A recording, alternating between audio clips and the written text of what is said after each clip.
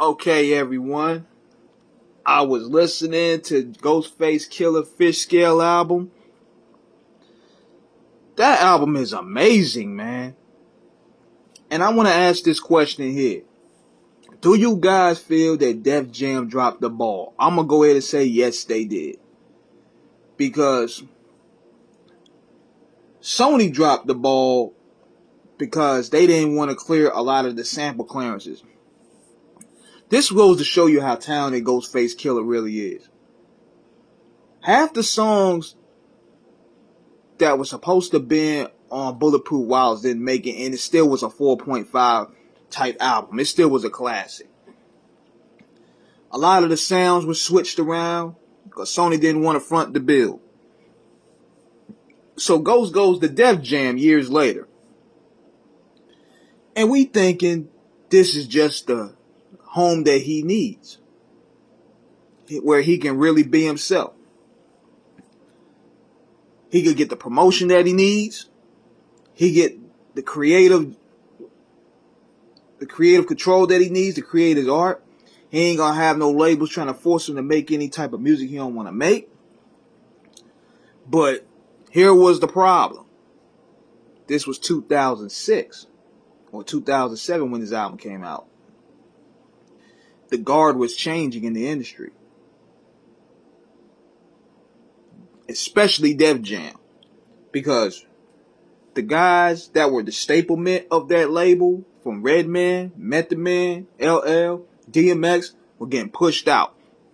Jay-Z was taking control as the president of Def Jam at that time, and the focus was more so on Rick Ross, Jeezy, Kanye, Neo, Rihanna, and he owed it to Nas, because Nas came in for already bases. So they were pushed as the new staplement of Def Jam, and the guys that was there in the 90s were pushed out.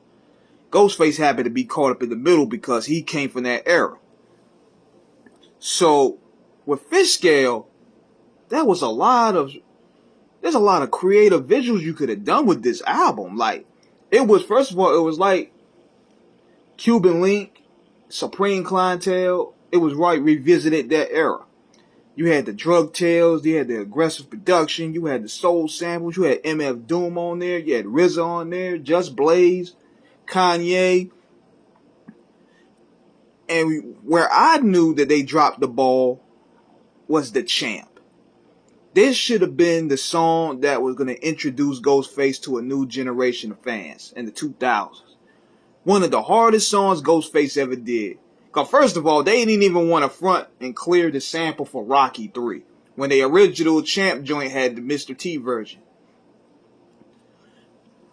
That was the rough version.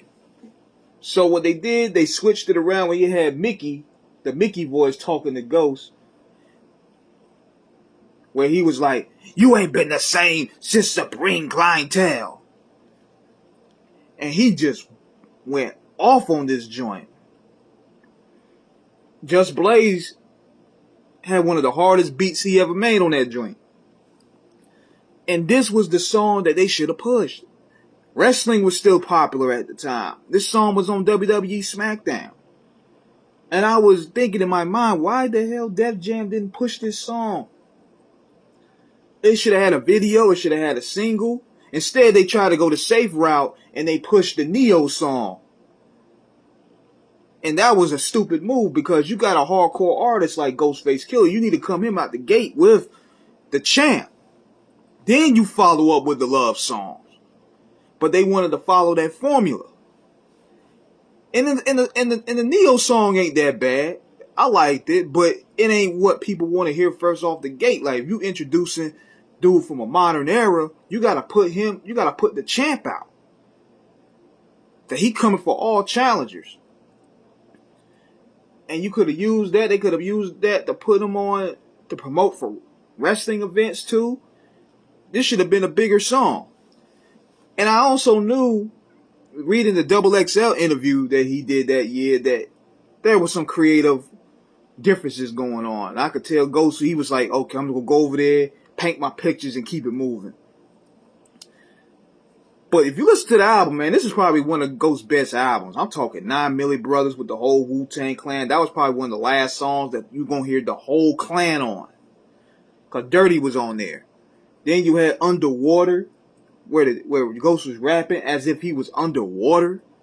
Foot with mermaids and shit. Then he talked about grown man shit when he talked about Whip with a Strap, which had Jay Dilla on the beats. There was a lot to do with this FishScale album. You could have made a mini movie out of this. But Def Jam didn't see the vision and they just let the ball drop. The Ragu joint with Ray.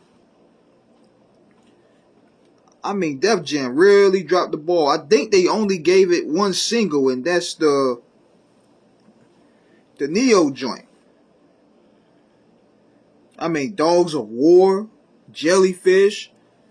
This was one of his hardest albums. And unfortunately, Def Jam dropped the ball on it. And then he'll try to drop more Fish later, which was more like Leftovers. Basically because he was trying to get off the label.